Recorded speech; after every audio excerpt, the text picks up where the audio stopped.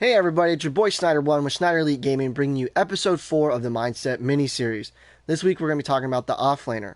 And like all my Mindset videos that I've done before, we're going to be breaking down what you should be thinking about during different phases of the game and discussing different MOBA concepts that can bring your laning game or your role game up to the next level. Now, speaking of the Offlaner, what is an Offlaner? What is an Offlaner expected to do? What does it mean to offlane? These are questions you should be thinking about before you even pick the role. Now, an offlaner is somebody who is patient, self-sufficient, consistent, and is comfortable with dealing with multiple opponents by himself because you're required to do this.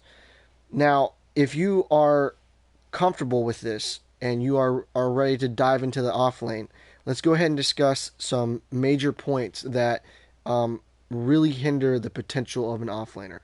Now, an offlaner should always be objectively mindseted, meaning your objective should always be the towers. They should always be the things that win the game. It's not kills, it's not team fights, it's not anything like that. It is always the objective in front of you. And there's one reason why I want to say that. So normally in a good match between a good AD carry and a good support is they'll take your tier 1 tower early and they'll start to rotate. When they rotate, your team automatically says, hey, I need help because we don't have enough people to deal with these extra 2 people in the lane. For an offlaner, you don't rotate. You don't go where the team is because the reason there's pressure there is because there's no pressure in the lane.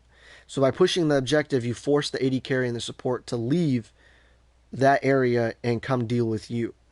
And if you're a good offlaner, you can also aggro multiple people, like forcing a jungle to come as well.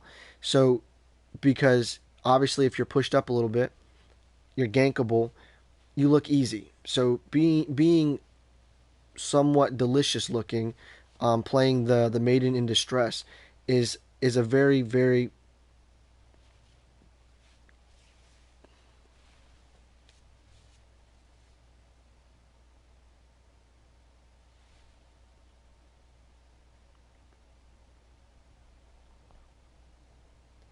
Hey everybody, it's your boy Snyder1 with Snyder Elite Gaming, bringing you episode 4 of the Mindset mini-series. This week we're going to be talking about the offlane, and like all our Mindset videos, we're going to be breaking down what you should be thinking as you're playing your role during the different phases of the game. Now, to define the role of the offlane, what is an offlaner? Offlaners are the loners. They're the self-sufficient, consistent, single-minded, battering rams that they are. They're the guy that is basically like they're stranded on an island. And the reason I say that is because they are the farthest objectively away from any kind of team assistance. For any teammate to leave what they're doing and where they're at in order to come into the off lane, it takes them away from a lot. It takes them away from right jungle. It takes them away from the mid tower, which is the most important tower. It takes them away from the right lane, which means that it's going to take a lot of time for them to get back to the right lane. So unless you're doing a full lane swap, it's really not a good idea for the right lane to come to left lane. It's not good for the jungler to get to come to off lane because he's not right where he needs to be in order to get a majority of his farm. So really you're expected to do everything by yourself for yourself. And that even includes facing 2 people and taking an objective from them. Now, let's be real. For you to take an objective from 2 people is very slim to none. So that means you have to take it from them when they're not in the lane. So for an offlaner, rotating with the AD carry and support to help out in the team is kind of counterintuitive because you're now narrowing the window in which you are successfully going to be able to take the tier 1 tower. So as a rule of thumb for offlaners, it is your job to push the lane in order to minimize the rotation of the AD carry and the support. It is also your job to try to aggro as many enemy opponents as possible to come deal with you. Look delicious. Be that person that they want to come kill because you're pushed up, because you're taking towers. Because normally you are a champion that is durable enough or has the jukes enough to really deal with multiple opponents and get away. Whether it be Kalari, whether it be Wukong, or whether it be Greystone. That is what you're put on this earth to do.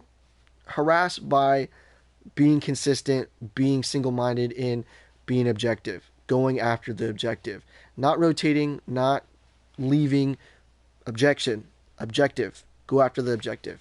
Now, that's not to say in the late game that whole idea, your objectiveness, it switches. You will switch to a family or team-oriented mindset later on in the game.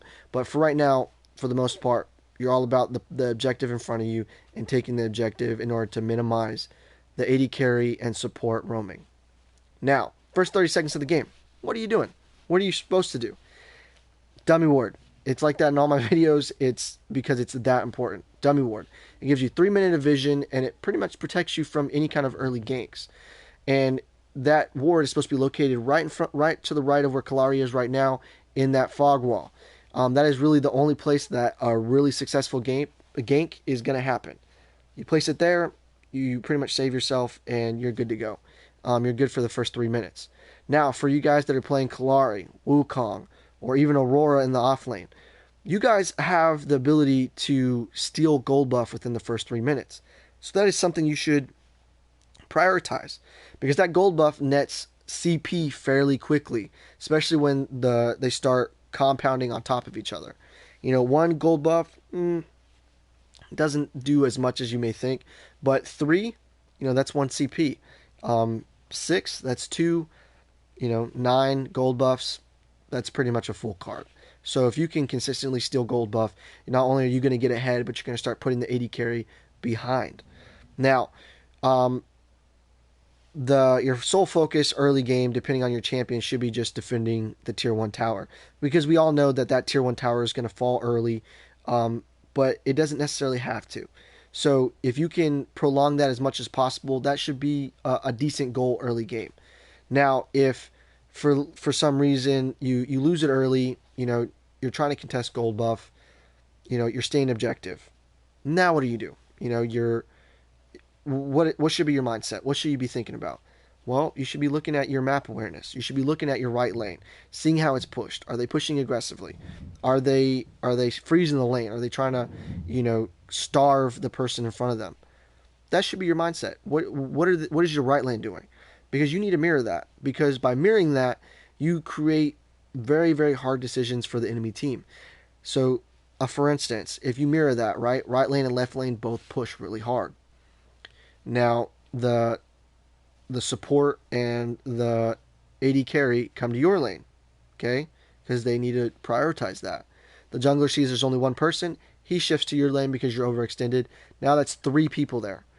That gives the jungler, the mid laner, the AD carry, and the support the ability to roam right lane and take an objective. So that really kind of constitutes a 4-on-1 on an objective, versus you've pushed up the lane. You can just run away, and then when the lane pushes back to you, you can start doing it again. There's no harm for you to do it, and it really opens up a lot of objectives for everybody else by you pushing with the AD carry.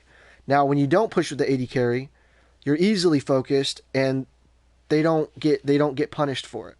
They just rotate to you, kill you, and then they go about their business because they don't have anything else drawing their attention, forcing them to make mistakes. So mirror match the right lane should be a concept you should be familiar with. And that also goes to say, knowing when to starve a lane. Now, if an AD carry and a support aren't roaming into the mid lane, or let's say they are, they're starving themselves, because now they're sharing experience, they're sharing farm with everybody else. So they don't want to be out of lane for very long. But if you can freeze the lane in the off lane once you've taken a tier 1 objective, then they start to lose out on a lot of farm, a lot of experience, and it forces them to either A, abandon all that experience and farm, or B, be overextended, which allows for good ganks by the mid laner and jungler to kind of shift in that direction. You want them to be as pushed up as possible, for the most part. Now, on your pushing times, so let's say you've pushed past the tier 1 objective when the AD carry's not there, because that's what you've been trained to do, and you've pushed it past there, right? And now the AD carry or the jungler or somebody else is drawn into the lane. On your route back, while you're running away, try to take jungle camps, because that only going to put the enemy jungler behind. It's going to get you ahead, and it's going to put more Amber Link experience for your overall team. It's going to make that available to them. It's not only affecting you, but it's affecting the entire team. So being able to steal jungle when you can steal jungle is phenomenal. So do that as much as you can when you can, so long as you can A, see the jungler, B, the jungler's dead, C, when the AD carry and the support are not chasing you, then you're good. Go for it. As long as you can see everybody, the people that are going to be in the jungle aren't in the jungle, go for it. That's a concept that good offlaners do often. Now, depending on where the Raptor camp is located, that is something that you do want to protect the AD carry. You want to go shift over towards the Raptor camp, either A, tank it for them, or B, help them take it by like knocking down the health of the Raptors and then just gifting it to the AD carry. Most of the time they'll gift you one so that it's not a complete waste of your time.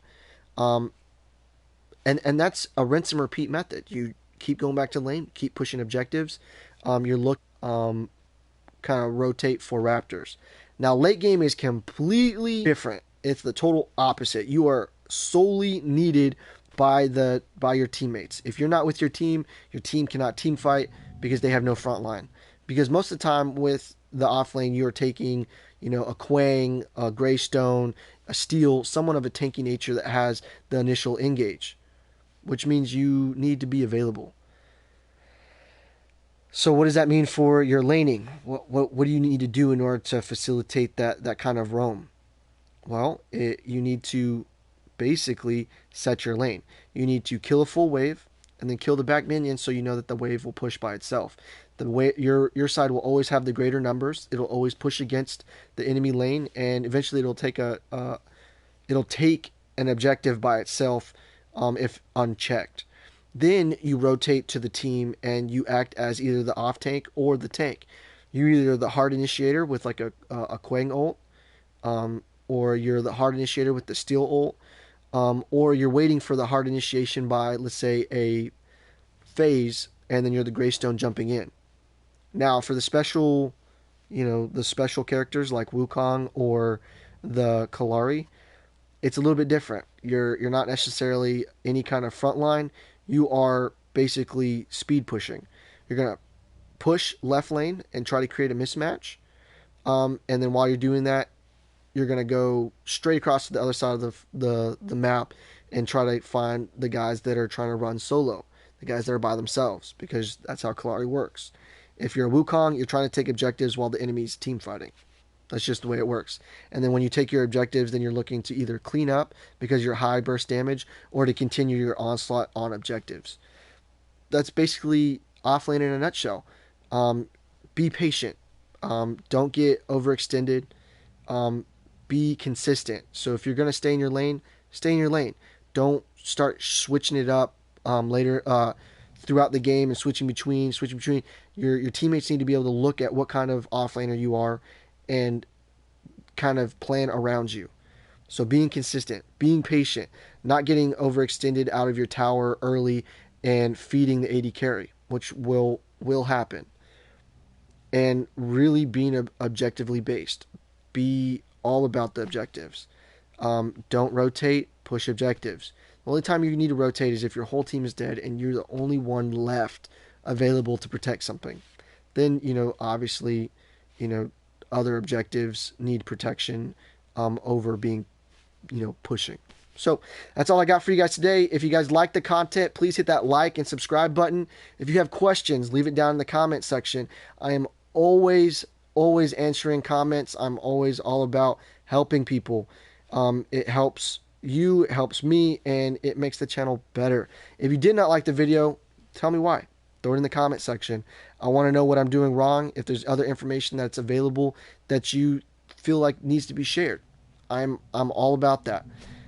That's all I got for you guys today. You have a blessed day. Peace.